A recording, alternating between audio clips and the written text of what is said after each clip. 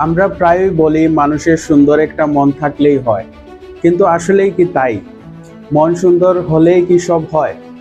বাস্তবতা হলো একটা মেয়ের কাছে সুন্দর মনের মানুষটা খুব ভালো বন্ধু হতে পারে, কিন্তু জীবনসঙ্গী নয়। সমাজ শুধু সফলতা খুঁজে, দিন শেষে সমাজ পুরুষের সুন্দর মনের চেয়ে তার পকেটের ওজন আর ব্যাংকের ব্যালেন্স বেশি পরিমাপ করে। পকেটের ওজন বনাম সুন্দর মন। আপনার মন যতই পবিত্র হোক, আপনি যদি প্রতিষ্ঠিত